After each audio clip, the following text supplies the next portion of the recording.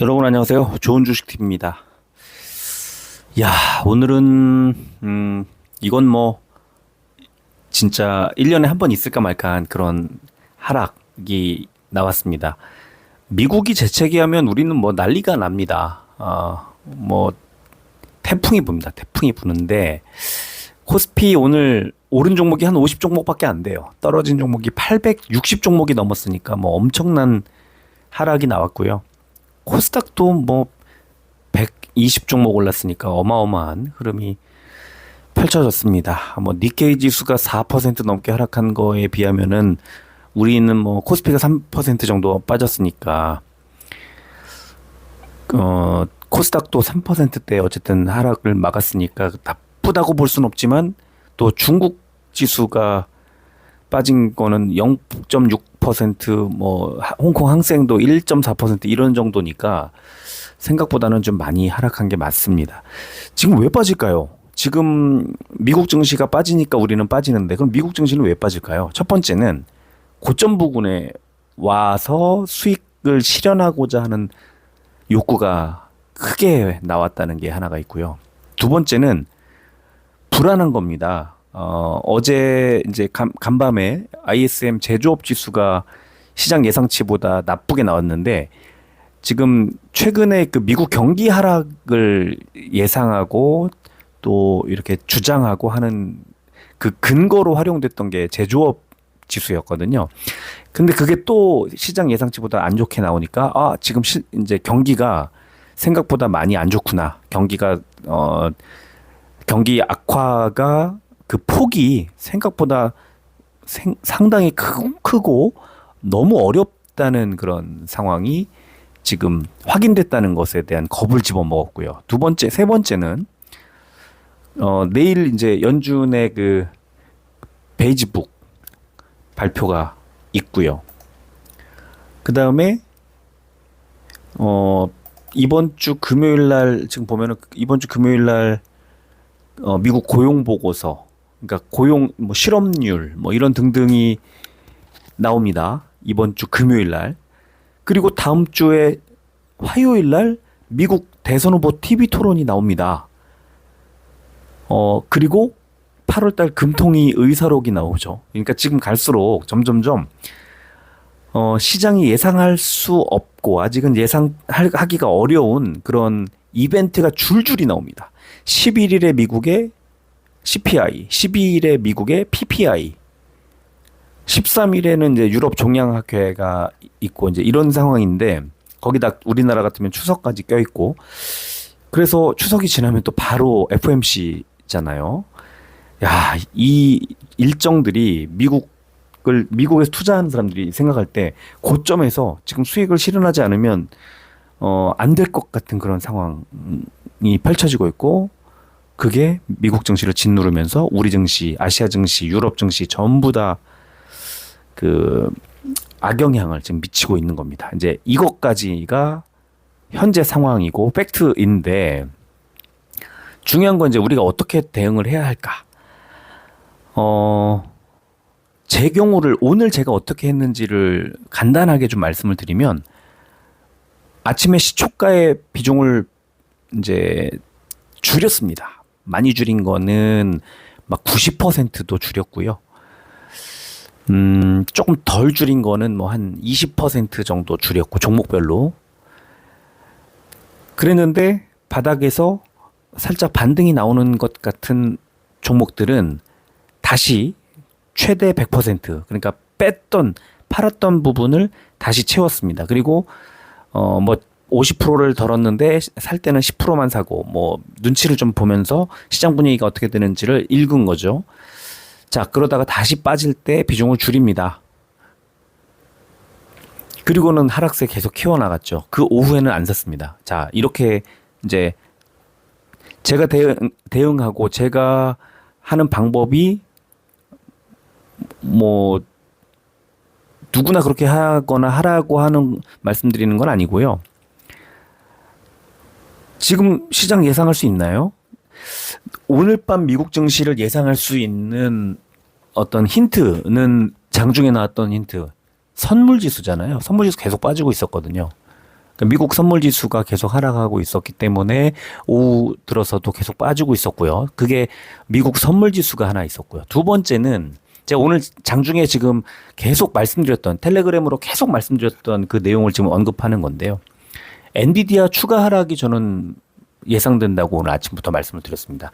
한 5, 6% 정도를 보고 있습니다. 추가 하락이. 그러면 그쯤 돼야 반등이 가능하다. 반등할지 더 빠질지는 알 수 없지만 반등하려면 한 5, 6%더 빠져야 된다. 100달러 무너질 거라고 저는 보거든요. 자, 근데 그렇게 됐을 때 반도체가 너무 싸진다는 생각이 들지 않나요?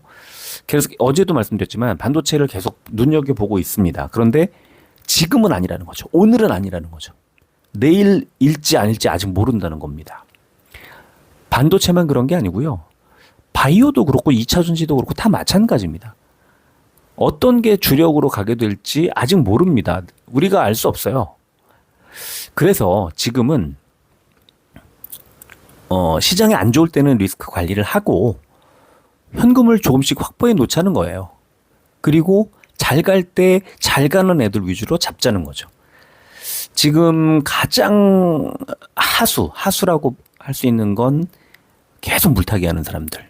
지금 계속 사고 있는 사람들이죠. 어제부터 오늘 뭐 그저께 계속 최근에 한 일주일 동안 비중을 크게 늘린 분들은 하수. 중수들은 봅니다. 중수 이상이라고 해야 될까요? 지켜봅니다. 약간의 비중을 그러니까 조절을 하면서 관망을 합니다. 물론 중하수들은 그냥 관망을 할 거고 중고수들은 어느 정도 현금을 확보할 겁니다. 그래야 잘 갈 때, 시장이 돌아설 때 계속 빠지진 않아요. 시장이 돌아설 때 분명히 좋은 그 선택을 하기 위해서 그 무기를 쥐고 있는 거죠. 여기서 고수들은요, 현금을 많이 확보해 둡니다. 동시에 기존에 가지고 있는 주식 보유량을 많이 줄여두는 거죠. 현금을 많이 확보한다는 건 외부에서 현금을 확보할 수도 있지만 가지고 있는 주식을 정리해서 현금을 확보하는 것도 있죠. 어제 현금 확보하고 오늘 안 산 분들은 오늘 현금 확보한 분들보다 낫지 않습니까? 그저께 그렇게 팔아서 미리 현금 갖고 계신 분들은 더 나은 거고. 이게 여기서 이제 이 투자자들의 그 차이가 벌어집니다. 그런 다음에 시장이 개인들이 1조 얼마치를 또 사주네. 어제 그렇게 뺐는데 또 사주네. 오늘 1조 얼마치 또 사줬네. 내일 또 사주네. 또 사주네. 가다가 이제 줄어듭니다. 여력이 안 되잖아요. 언제까지나 밑빠진 독에 물 부을 순 없잖아요. 자, 그때 어떻게 될까요? 반대 매매 같은 거 생각을 한번 해보시면 이제 하한가 매매 체결되고 이러면서 주가가 폭락하는 순간이 한번 오지 않을까 싶기도 합니다. 지금 이런 분위기라면 개인들 못 버티죠. 그러면 그날 현금을 확보해 둔 일부 개인과 다수의 자금력을 가지고 있는 외국인 기관들이 이제 그 개인들의 휴지와 같은 그런 피눈물이 섞인 그런 종목들 최저점에서 물고 이제 하늘로 승천하는 거죠. 똑같은 패턴이에요. 코로나 때 그랬죠. 뭐 금리 인상기에도 그랬잖아요. 계속 그랬잖아요. 똑같습니다. 리스크를 관리한다는 것은 물론 비투를 하지 않는 분들은 진짜 하수 중에서도 정말 고수들인 거죠. 비투를 하신다? 이런 상황에서 지금 만약에 오늘 3% 넘게 빠졌잖아요. 내일 또 한 5%쯤 빠질 수도 있고 모레 또 한 7%쯤 빠진다고 쳤을 때 어떻게 될까요? 그럴 수도 있고 아닐 수도 있지만 지금 분위기로 봐서는 오늘 밤에 미국 증시 한 번 정도 더 밀립니다. 내일도 우리 마찬가지고요. 그리고 지금 미국 증시가 잘 가기 위한 그 금리 인하 결정은 2주 남았잖아요. 그럼 2주일 동안에 충분히 빼고 충분히 현금을 확보하고 충분히 무기를 쥐고 있어야 그때 올리지 않을까요? 그러니까 그렇게 되기 위해서는 이 제가 아까 말씀드렸던 제조업 지수, 베이지북, 고용보고서, 대선 후보 토론, 미국 CPI와 PPI 발표 이런 것들이 지나가야죠. 그래야 시장이 이렇구나 저렇구나 비교적 안정돼 있구나 고용이 어떻구나 물가 지수가 생각보다 좋구나 나 안 좋구나 이런 것들을 알아야 투자의 방향을 잡죠. 바로 그때를 기다리고 있는 거다. 자, 분위기 기억이 아니라 분위기를 좀 아시겠죠. 좀 불나방 같다는 느낌이 들어요. 개인들 지금 계속 매수하는 거. 그러니까 매수를 하지 말라는 게 아니고요. 오늘도 그 저가 막 빠져 있는 상태에서 한 20% 미만으로 매수를 했다. 그러면 나쁘지 않을 수도 있어요. 종목별로. 근데 그게 계속 물타기 막 비중을 엄청 늘려놓으면 어마어마한 힘든 일이 계속 생기죠. 그리고 그게 계속 반복되고 있는데 잘 고쳐지지 않아요. 습관처럼. 그래서 그게 가장 큰 이제 위기다. 지금 그런 생각이 들고요. 자, 뭐 우리가 위기라고 할 때 빅스 지수를 얘기하기도 하고 변동성 지수 얘기하기도 하고 뭔 얘기하잖아요. 그런 것들이 커지고 개인들이 위기감을 느끼고 실제로 위태위태한 약한 개인 자금들이 시장에 쏟아져 들어와 있을 때가 또 가장 큰 기회이기도 합니다. 그건 내 거가 돼야 되거든요. 그걸 잡아먹으면서 올려야 되거든요. 또 한 번의 큰 어떤 변동성이 다가오고 있다는 생각이 좀 들고요. 어쩔 수 없죠. 이런 장에서 어떻게 손실을 안 봅니까? 근데 손실을 어떻게 하면 최소화할 수 있을까? 자, 여기에 손실을 이런 장에서 뭐 10% 정도 손실을 봤다. 아무것도 아니에요. 상승할 때 20% 먹으면 되잖아요. 그거는 진짜 그 작은 어떤 손실 이런 것들을 계속 마음속에 두고 내 투자에 영향을 미치고 이러면 그거는 정말 하수 중에 최하수입니다. 그래서 그러지는 않았으면 좋겠다는 말씀을 좀 드리면서 지금 아마 오늘도 아직은 여유가 좀 있는 것 같이 보여요. 제가 생각하고 이제 뭐 최악의 어떤 시나리오를 머릿속에 그리고 있는 그런 것들이 현실로 다가오지 않았으면 좋겠다는 생각이 들고요. 이미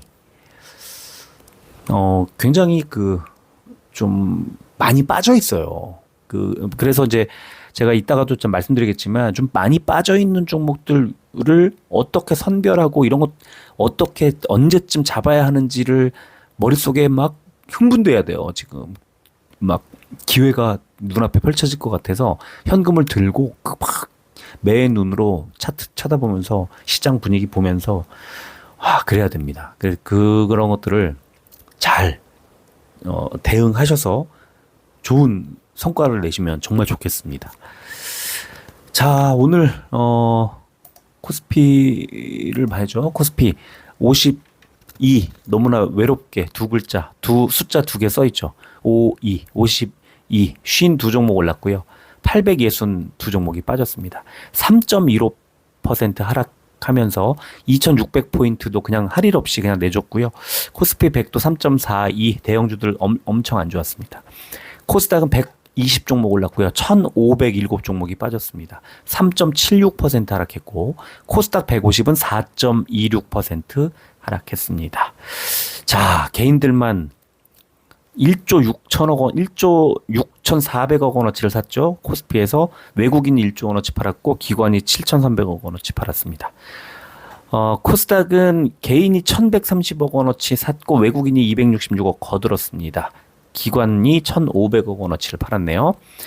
나스닥 선물지수 지금 0.7%대 하락하고 있고요. 아까 보니까 조금 하락세가 이거보다는 좀 낮아진 것 같긴 한데 또 이따 다시 한번 정리를 해드리도록 하겠습니다.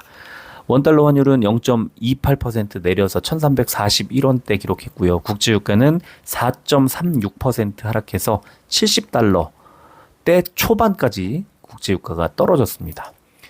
코스피는 어제 미국의 제조업 지표 부진으로 경기 침체 우려가 재부각되며 하락 출발한 후에 아시아 증시들이 전반적으로 약세를 보인 가운데 전기 전자주 중심의 기관 외국인의 동반 매도세가 나왔다.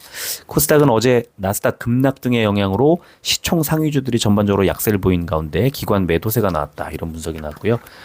코스닥은 미국의 ISM 제조업 지수 부진으로 코스닥 지수 큰 폭 하락 마감 이런 제목으로 미국의 8월 제조업 PMI 지수가 시장의 예측치를 하회했고 반도체 지수 약세. 지금 미국 필라델피아 반도체 지수가 7.7%인가 빠졌어요. 어제. 진짜 많이 빠진 거예요. 그래서 뭐 실업률 지표 발표를 앞두고 또 경기 침체 우려를 반영하면서 크게 하락했다 분석이 나왔죠. 기관 매도세를 기반으로 오락문화와 기계 장비가 약세를 보인 가운데 해외 시장에서 K-뷰티 열풍에 관련주들이 강세를 보였다. 뭐 아주 강하진 않았지만 그래도 나름대로 상당히 강했습니다. 아주 좋은 흐름이 나왔고요. 자, 시총 상위주들을 보겠습니다. 코스피 뭐 전부 파라니까 이건 뭐라 말할 수 없는데 아무래도 엔비디아하고 상대적으로 친한 또 영향을 많이 받을 수밖에 없는 SK 하이닉스가 8%대 하락이 나왔고요. 네이버가 4.7%대 하락. 그리고 자, 삼성전자 우선주, 셀트리온, KB금융, 포스코홀딩스, 삼성 SDI까지가 3%대 하락을 했고요. 코스닥을 봐야죠. 코스닥은 그래도 두 종목 빨간색이 있습니다. ST팜이 1%대 올랐고 클래시스가 0.19 올랐는데 빠진 종목들 보면은 HPSP가 거의 8% 정도 하락했습니다. 그리고 엔캠과 삼천당제약도 6%대, 또 알테오젠과 리가캠바이오, 휴젤이 5%대 아주 크게 하락했습니다. 좀 바이오, 반도체 이쪽으로 좀 집중이 된 느낌이 있습니다. 업종을 봐야죠. 업종을 보면은 통신업종이 제일 좋은 게 이런 상황입니다. 통신업종이 뭐 가장 좋았는데 0.64 하락했죠. 근데 인스코비 1.7%, SK텔레콤 뭐 강보합권 정도 올랐고요. 반면에 의료정밀이 제일 많이 빠졌는데 DI가 7%대, 덴티움이 5.9%대, SD바이오센서가 4%대 빠졌고요. 자, 또 하나 그 바로 다음이 전기전자 업종이었는데요. 전기전자 보시면 SK 하이닉스가 8%대, 이수페타시스 7.78, LG 이노텍, LS 일렉트릭이 6%대, 또 효성중공업, LNF, SKI 테크놀로지가 5%대, 어느 반도체든 2차 전지든 다 많이 빠졌습니다. 코스닥은 섬유의복이 제일 좋았는데 이런 상황이고요. 코데즈 컴바인이 상한가가 나와서 그런 상황이 나온 것 같고 나머지 그렇게 좋았던 건 아니었습니다. 또 하나 안 좋았던 업종이 오락문화 업종이 6%대 빠졌으니까 가장 많이 빠졌는데 와이랩 10%대, 위즈윅 스튜디오 9%대, JYP 엔터테인먼트 8%대, 스튜디오 드래곤과 SM이 7%대 빠졌습니다. 그 다음으로 안 좋았던 업종이 기계 장비 업종이죠. PSK홀딩스, 넥스턴 바이오, 한빛 레이저까지가 9%대 빠졌고요. 테크윙, 아이비전웍스, STI, 유진테크까지가 8%대 빠졌습니다. 지금 보면은 반도체가 어마어마하게 하락을 한 그런 하루였습니다. 이건 어쩔 수 없는 그런 상황입니다. 근데 반도체 비중을 많이 가지고 계신 분들은 지금 타격이 엄청 컸을 거고요. 저는 종목은 안 가지고 있고 ETF 하나를 가지고 있다가 오늘 왕창 줄였으니까 아침장에 그냥 줄여버렸습니다. 근데 어쨌든 약간의 수익권에 있던 거를 이제 버리지 못하고 있다가 오늘 이제 버렸는데 다시 이제 매도했던 이제 만큼은 다시 반도체를 좀 채울 생각으로 계속 지켜보고 있습니다. 그래서 그거는 좀 더 반도체 쪽은 좀 더 지켜볼 생각을 가지고 있고요. 자, 코스피 의약품 상승 종목 4종목밖에 안 돼요. JW 중해제약, 우선주, 동성제약, JW 중해제약, EUB, 유한양행 우선주까지가 강보합권 정도라고 봐야 되겠고요. 하락 종목 일동제약, 명문제약, 동아ST, 한미약품, 종근당까지가 5%대 하락이 나왔습니다. 코스닥 제약 상승 종목은 셀루메드 상한가, 샤페론 11%대, TNR바이오펩 4%대 올랐고요. 빠진 종목은 바이오 플러스가 7%대, 보로노이, 신신제약, S바이오메딕스, 아이큐어, ABL 바이오, 케어젠, 삼천당제약, TDS팜까지가 6%대 많이 빠졌습니다. 공매도 거래 대금 상위 종목은 코스피는 하이브, 삼성바이오로직스, 셀트리온, 삼성전자, SK바이오팜 순이었고, 코스닥은 JYP 엔터테인먼트, CJENM, SM, 스튜디오 드래곤, YG엔터테인먼트 순이었습니다. 그리고 공매도 거래 비중 상위 종목은 코스피가 SBS, YG플러스, 하이브, 넥센타이어, SK바이오팜 순이었고요. 코스닥은 CJENM, 스튜디오 드래곤, DNC 미디어, YG엔터테인먼트, 위즈윅 스튜디오 순이었습니다.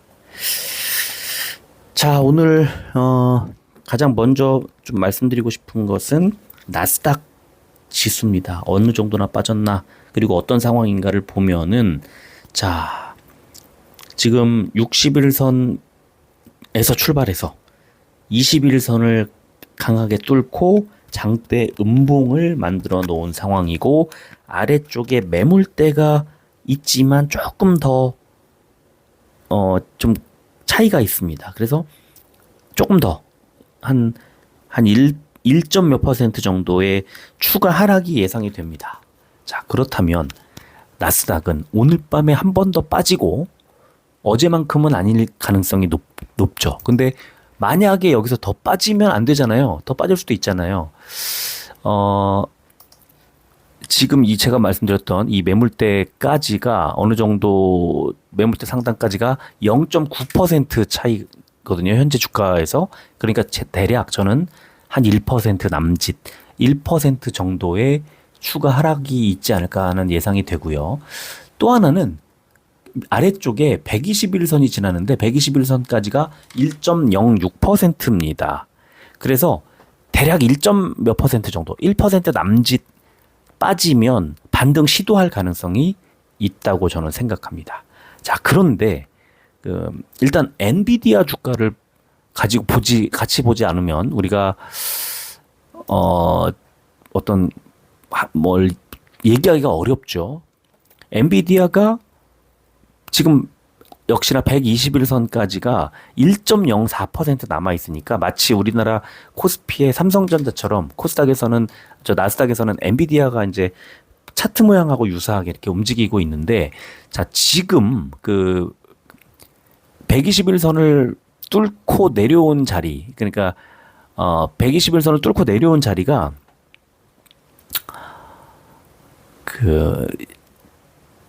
한 1%가 좀 넘으면 121선을 뚫고 내려오는데, 지금 시간의 거래가 마이너스 3%에서 마이너스 1.8% 사이를 왔다 갔다 하고 있습니다. 그래서 생각했던 것만큼, 우려했던 것만큼 그렇게 많이 하락할 것 같지는 좀 않고, 그 다음 매물대가 $100네요. 오늘 아침에 제가 체크한 것하고는 조금 차이가 벌어졌습니다. 차이가 달라졌는데 5% 정도의 추가 하락. 물론 $100를 지지하느냐 안 하느냐는 또 다른 문제지만 $100가 바닥이 아닐까. 그러니까 지금 시장에서는 지금 $105 정도의 거래가 되고 있습니다. $105대에서 거래되고 있는데, 엔비디아가 오늘 밤에 어느 정도에서 바닥을 잡아주느냐에 따라 나스닥의 상황도 달라질 거고, 내일 우리 증시도 영향을 받을 수밖에 없는 상황. 그래서 저는 지금 나스닥은 1%대 정도, 그 다음에 엔비디아가 121선 부근 언저리에서 지금 현재 1.94, 조금씩 낙폭을 키우고 있는 건 불안 요소입니다. 1.8에서 1.9, 마이너스 2% 정도 움직이고 있는데, 장중에 어떻게 움직일지 그것도 좀 더 지켜봐야 되지 않나 생각을 하고 있습니다. 자, 그리고 이제 아까 말씀드렸던 것처럼 9월 첫째 주, 둘째 주에 있을 여러 가지 이벤트들인데요. 내일 이제 내일 새벽이죠. 그러니까 오늘 밤부터 내일 새벽까지죠. 미국 증시에서 베이지북 공개가 있고, 그 다음에 6일 금요일에는 미국의 고용 보고서, 제가 빨간색 동그라미 쳐놓은 것들이 이제 중요한 것들인데, 다음 주 화요일에는 미국 대선 후보 TV 토론이 있고, 금융통화위원회 미국 8월 금통위 의사록 공개가 있습니다. 그리고 또 미국의 CPI, 미국의 PPI 이런 것들이 이제 다음 주에 이제 있습니다. 그래서 지금 제가 그리고는 뭐 그 다음 주는 우리나라 추석 연휴가 있죠. 이런 이제 미국의 이벤트, 그러니까 미국뿐만 아니라 이 한 주 동안에 한 달 동안에 어떤 이벤트들이 있는지 증시 관련된 이벤트들도 잘 살펴볼 필요가 있어서 또 소개를 해드렸고요. 자, 중요한 게 이제 이겁니다. 사실은 한국은행의 금리 인하, 우리나라는 이제 한국은행이 금리 기준금리를 정하니까 미국은 FOMC, 이제 9월 18일 날 미국의 FOMC가 있는데 금리를 인하할 것이 거의 100% 확실합니다. 그죠? 현재 우리나라도 엊그제 우리나라 한국의 CPI도 나왔잖아요. 물가지수 나왔잖아요. 2.0% 나왔는데 생각보다 아주 잘 잡혀가고 있다. 물가가 이렇게 보는 거죠. 근데 그렇기 때문에 이제 금리를 10월 달에 미국이 금리를 9월에 낮추면 우리 한국은행 금융통화위원회도 10월에 금리를 낮출 거다 하는 이제 기대, 전망이 좀 나오고 있습니다. 그럼 우리는 9월 18일보다는 뒤에 있잖아요. 10월에 한국 증시가 조금 더 약했다가 미국 이제 CPI가 지나가면 한국 지수가 좋아질 가능성이 있는데, 자, 그렇다면 그동안에 기준금리가 그 인하되는 시점에 우리 증시 어떻게 움직였나 한번 보면 힌트가 되지 않을까 싶어서 보여드립니다. 자, 2008년에 8월 지나고 2008년 8월부터 2008년 10월 이 기간에 금리가 인하되기 시작하잖아요. 2008년 8월 이때 증시 한번 보면 좋을 것 같고, 또 2012년 07월에 또 인하가 되기 시작하죠. 그리고 2019년 7월에 또 금리가 인하됩니다. 그리고 이번인데요. 네 번인데요. 이때 우리 증시 어떻게 움직였을까? 이제 우리 코스피의 이건 월봉을 한번 보여드리면, 왜냐하면 일봉이나 주봉은 너무 많으니까요. 월봉으로 이제 2008년도부터 보여드리면 이 1번, 2번, 3번, 4번 써놓은 게 아까 각각의 이제 구간들입니다. 근데 1번 구간에서는 주가가 폭락합니다. 이때는 서브프라임 모기지 사태 기억나시죠? 리먼 브라더스 사태. 그게 닥치는 시기였기 때문에 이제 주가가 계속 빠지는 그런 상황이었고, 두 번째 2012년도 이제에는 주가가 올라갑니다. 크게 하락했다가 주가가 올라갑니다. 반등을 하죠. 추세로만 따지면은 한 8개월 정도 주가가 올라갑니다. 월봉상.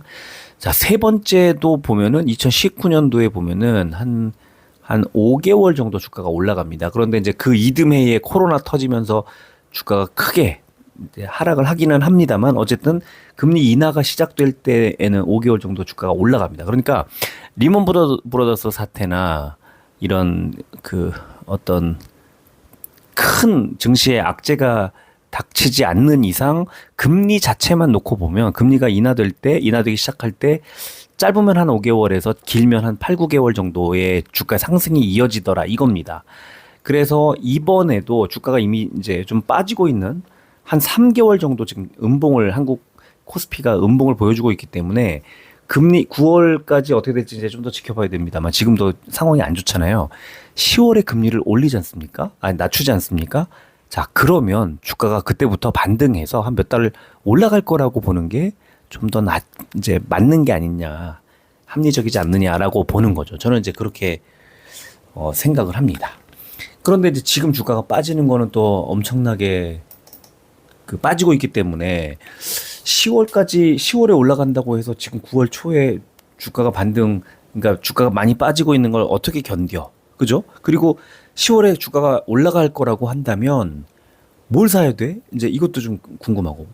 그래서 여러 가지 방법이 있겠죠. 뭐 아마 수백 가지 있을 겁니다. 근데 그 중에 저는 이제 낙폭과대주들을 한번 보자. 오늘 보여드리는데 이거는 오늘 검색해서 보는 거죠. 이제 내일까지 주가가 더 빠지게 되면 내일 다시 검색해서 보면 되는 겁니다. 그래서 RSI가 지금 이제 코스피의 시가총액을 한 3천억 정도 이상으로 설정을 하고, RSI가 가장 낮은 시총 3천억 이상인 뭐 중견주들 중에서 중견주 이상 종목들 중에서 현재 RSI가 가장 낮은 10종목을 추렸습니다. 그랬더니 이렇게 금양, DI, 빙그레, 명신산업, 풀무원, 금호타이어, 한세실업, 덴티움, 해성DS, HL, 만도까지 검색이 됩니다. 코스피에서는요. 지금 현재 시점에서 가장 낙폭이 큰 종목들입니다. 제가 생각할 때. 그리고 코스닥도 봐야죠. 코스닥도 거의 유사한 방법으로 검색을 해서 10종목을 추려보니까 SFA 반도체, SM, 큐렉소, 국일제지, 하나머티리얼즈, UTI, 심텍, 네오셈, 펄러비스, 넥스틴까지 10종목이 검색이 됩니다. 지금 반도체가 상당히 많이 보여요. 이 코스피도 마찬가지지만 코스닥은 특히나 반도체가 많이 보입니다. 그래서 지금은 코스닥 반도체 또 SM 같은 뭐 엔터주 이런 종목들이 낙폭 과대가 맞다라는 생각이 들고요. 지금 시장이 반등을 하게 되면 물론 언제 반등할지 그 반등하는 시점에 맞춰서 다시 한번 검색을 하면 좀 다른 수치가 나오겠지만 분명히 그 낙폭 과대주들 위주로 해서 검색을 하는 방법, 매수를 한번 해보는 방법도 여러 가지 그 매수할 만한 종목을 찾는 방식 중에 하나가 될 수 있습니다. 그래서 제가 그 아침마다 시황 브리핑을 써드리면서 그 이틀에 한 번씩 하루는 이런 낙폭과대주 또 보조지표들 보면서 이제 매수 신호 나오는 종목들 이런 그다음에 증권사 리포트 소개해주고 이런 글들을 아침에 한두 시간 정도 써드립니다. 근데 또 하루는 이틀에 한 번씩 쓰는데 하루는 신고가 나가는 종목들 또 골든크로스 나오는 종목들 그리고 증권사 리포트에다가 또 뭐 써드리죠? 아유, 제가 막 이것저것 하도 아침에 막 써드리다 보니까, 네, 뭐, 그래서 여러 가지 써드립니다. 매일매일 아침에 써드리는데, 하루는 뭐, 이런 글들 써드리고, 하루는 이런 글 써드리고 하면서 또, 세 번째 날에는 어제 써드렸던 그 내용을 다시 오늘 검색해가지고 써드리고, 그날 미국 증시 시황 써드리고, 이제 그런 걸 해드리죠. 도움이 많이 됩니다. 저도 공부 많이 되고요. 매일매일 국내외 증시 시황을 정리하고 미국 증시의 그 종목들 하루에 어떻게 움직였나 이런 것들을 아주 간단하게 그 브리핑을 해드리니까 그거는 뭐 너무 당연하게 도움이 많이 되죠. 그것만 보셔도 도움 많이 될 거예요. 근데 거기에다 이제 여러 가지 그 낙폭과대주 보조지표들 이제 뭐 매수 신호 나오는 종목들 또 리포트들 그날 아침에 리포트만 봐도 사실 제목하고 목표가 상향 조정했느냐 하향 조정했느냐 이런 것만 봐도 엄청난 힌트 아니에요? 궁금해 하시는 것들은 리포트 원문을 그대로 올려드리기도 하고 오늘은 이제 어제 나왔던 넥스틴이라는 종목 궁금해 하셔서 이제 보내드렸고 오늘 종목 분석도 해드릴 건데요. 그래서 그런 식으로 이제 매일매일 들여다보면 많이 도움이 될 거다. 이제 이 말씀을 좀 드리겠습니다. 자, 오늘은요, 네 종목을 말씀을 드리려고 합니다. 첫 번째는 LG전자고요. 두 번째는 테크윙, 세 번째는 넥스틴, 네 번째는 해성DS입니다. LG전자는 뭐 반도체 종목이라고 말하긴 좀 그렇지만 뭐 IT 가전이고 그다음에 테크윙, 넥스틴, 해성DS는 공교롭게도 다 반도체 종목들입니다. 지금 반도체들이 고민도 많으시고 궁금도 아마 하실 거고 그래서 이해가 충분히 되는 그런 종목들인 것 같고요. 자, 그래서 LG전자부터 하나씩 말씀을 좀 드리도록 하겠습니다. 먼저 수급 보겠습니다. 최근에 외국인이 계속해서 사고 있는 종목 LG전자가 지금 아주 외국인의 수급이 들어오고 있는 종목인데 왜 이렇게 튀지 못할까? 기관이 계속 팔아서 그래요. 물론 뭐 최근에 좀 사긴 했지만 기관이 지금 연기금이 계속 팔고 있습니다. 그래서 LG전자는 외국인과 연기금의 어떤 세력 싸움인데 개인들은 최근에 6일 연속 팔고 있습니다. 월 초에는 좀 샀었습니다만 그래서 한 달 누적으로 보면은 44,000주 정도 순매수를 기록하고 있지만 최근에 계속 팔고 있어서 주가가 최근 한 일주일 사이에 97,000원에서 10만 원 이제 넘어갔다가 오늘 조금 하락을 한 그런 상황입니다. 시간외를 보면 0.4% 400원이 오른 10만 1,100원 기록했고요. 자, LG전자 일봉을 보면 8월 5일 날 9만 원이 아니죠. 8만 6천 원대까지 떨어졌다가 지금 10만 2천 원, 10만 5천 원 가까이까지 붙였다가 내려왔는데 가운데 쭉 가로지르는 분홍색 선, 이게 저 왼쪽에 작년 1년 정도 전에 보면은 저항선으로 계속 작용을 하고 있었고요. 올해 5월에 한번 돌파했다가 흘러내렸다가 다시 돌파했다가 또 흘러내렸다가 이번에 돌파를 하는 상황인데 오늘 다시 그 상승 돌파한 상태로 마무리를 했고 481선에서 눌렸고 21선에서 눌렸고 이렇습니다. 그래서 지금은 상승 추세가 계속 이어지고 있는 상황에서 수급도 외국인 수급이 계속 들어오고 있기 때문에 저는 일단은 10만 원대의 위쪽에 걸쳐져 있는 21선, 481선, 61선 이 이동 평균선들을 돌파하는 모양새가 어떤 식으로 강하게 돌파하느냐, 이게 이제 핵심이 되지 않을까, LG전자 주가의 그런 상황이고, 목표 주가는 일단 1차적으로는 10만 8천 원 정도까지는, 이번에 이 여기를 상향 돌파하게 되면 10만 8천 원까지는 충분히 갈 수 있겠다, 이렇게 말씀을 드리고 싶습니다. 두 번째 종목 테크윙이고요. 최근에 굉장히 많이 빠졌습니다.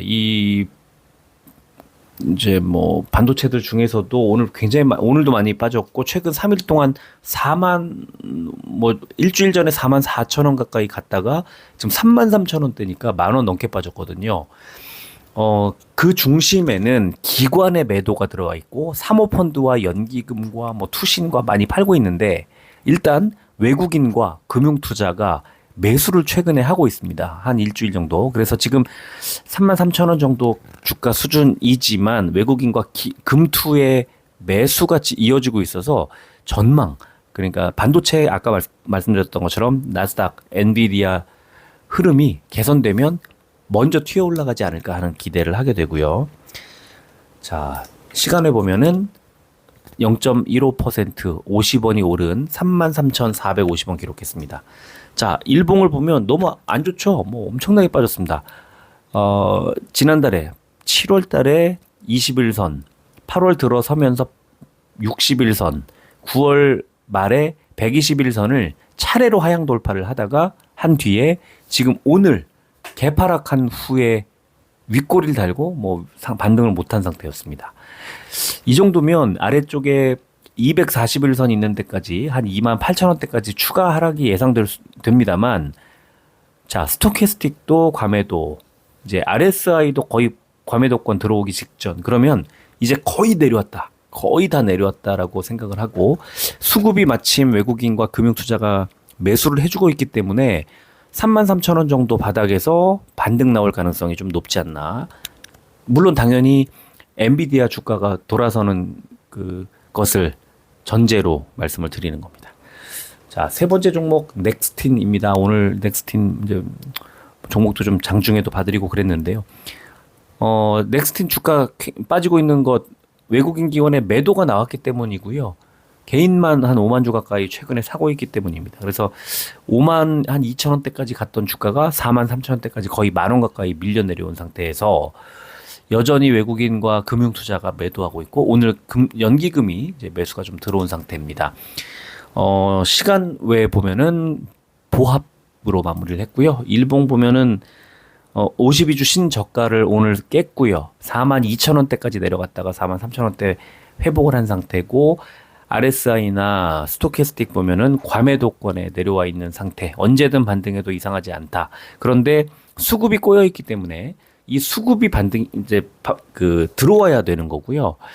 얘가 주가가 잘 가려면 당연히 반도체들이 업황이 다 돌아서야 되는데, 업황이 아니라 지금 주가 흐름이 완전히 다 돌아서야 되는데, 오늘 아래 꼬리를 일단 달았기 때문에 최저 가격대, 아주 신저가를 쓰면서도 최저가는 4만 3천 원 정도였을 것 같다. 지금 4만 2,900원까지 찍혀 있지만 한 4만 3천 원 정도에서는 바닥이 나오지 않을까, 이렇게 예상이 되고요.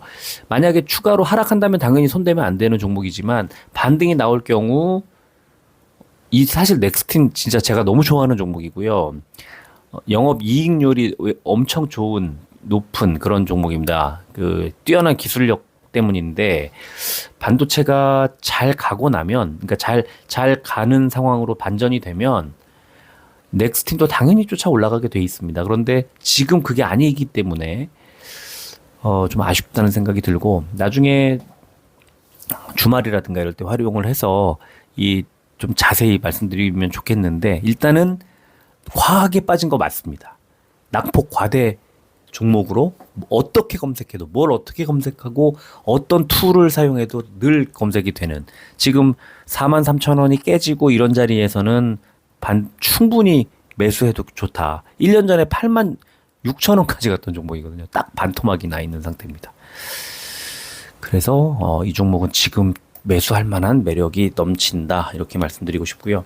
자, 이거는 이제 오늘 뭐 신청해 주신 종목은 아닙니다만 해성 DS인데 오늘도 제가 이제 우연히 그 증권 방송을 하나 뭘 보다가 이 종목을 오늘 신청하신 분이 좀 여성분이었던 걸로 기억이 나는데 있었는데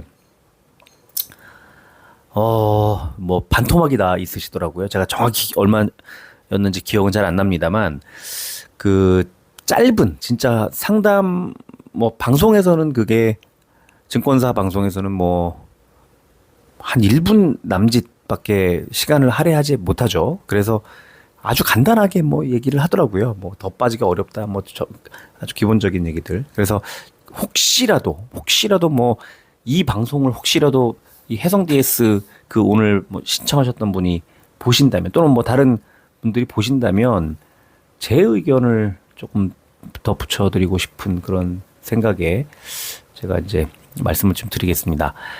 반도체 종목이고요. 그 리드 프레임이라는 것을 이제 만들고 또 패키지 서브스트레이트라고 해서 결국 오른쪽에 사용 용도 기능 보시면 반도체 패키징 재료입니다. 그러니까 반도체가 생산이 되면 그걸 싸는 거니까 전 공정이 아니라 후 공정일 수밖에 없죠. 그래서 반도체 해성 DS가 하고 있는 반도체 패키징이라는 걸 보면은 후 공정이고 반도체 서브스트레이트라고 하는 부분을 보면은 칩과 외부 회로와의 접속을 위한 지지대다 이렇게 돼 있습니다. 반도체 후공정 종목이야 하고 기억하시고 그렇다면 뭐 어쨌든 반도체가 전반적으로 올라가기 전에는 뭐 쉽지는 않죠.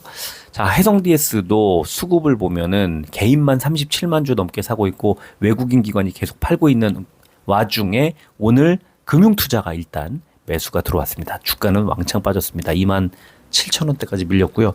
어떻게 보면 뭐 약세긴 하지만 최근 한 달만 놓고 보면은 그렇게 많이 빠진 종목은 아닙니다. 워낙 많이 빠졌기 때문에 그래요. 그래서 시간을 보면은 0.37% 100원 오른 27,450원 기록했고요. 자, 일봉 차트 보겠습니다.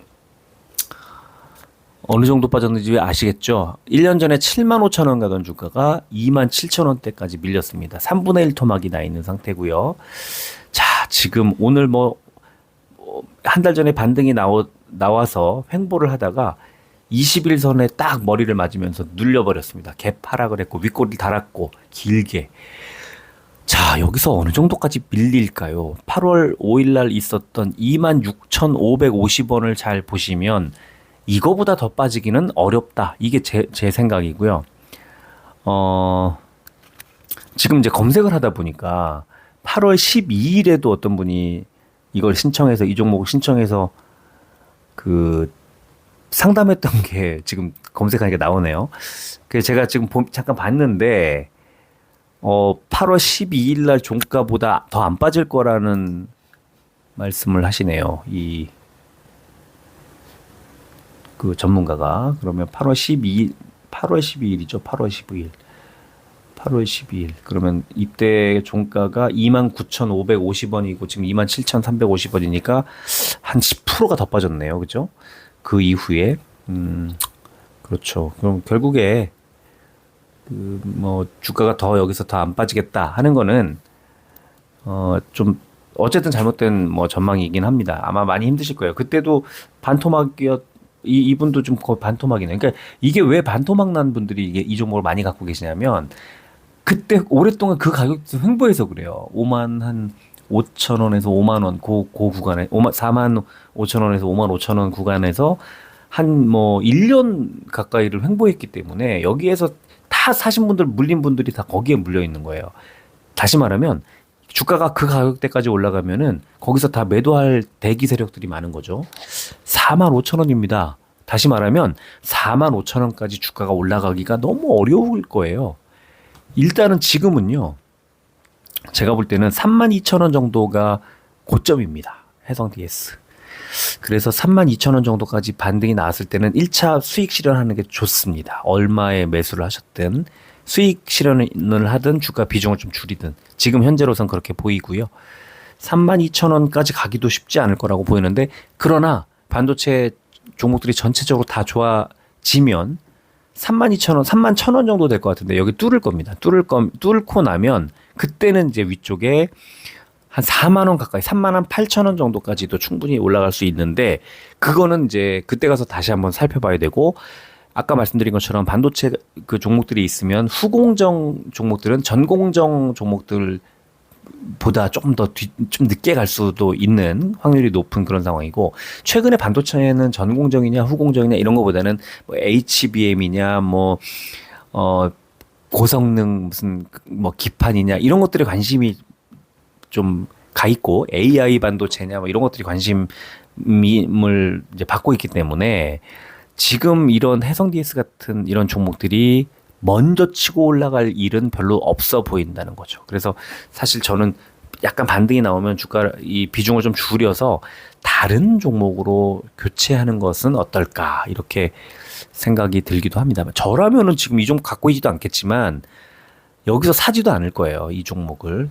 반도체를 사더라도 이 종목을 안 사고 다른 좀 더 먼저 갈 수 있는 종목들을 사겠죠. 그래서 조금 아쉽다라는 생각이 들고 이거 만약에 올라간다면 1차는 32,000원 정도가 31,000원 정도일 것 같아요. 고점이 될 것 같고요. 거길 뚫고 올라가면 시간은 오래 걸리겠지만 뚫고 올라가면 38,000원 정도까지는 갈 수 있다. 37,000원에서 38,000원 정도까지 갈 수 있다. 이렇게 말씀을 드리겠습니다. 그거보다 더 올라가서 45,000원 정도까지 가려면 매우 시간이 많이 걸릴 겁니다. 그것만 잘 기억을 하시면 좋을 것 같습니다. 매우 걸린다는 건 뭐 2년, 3년, 5년, 10년이 아니라 다른 반도체들이 먼저 간 후에 간다는 뜻이기도 합니다. 자, 지금 선물 지수를 보면 다우가 마이너스 75, S&P 500이 마이너스 21, 나스닥이 마이너스 127. 지금 여러분들 보고 계신 게 이제 그 정도 수준인데요. 자, 지금은 어떠냐?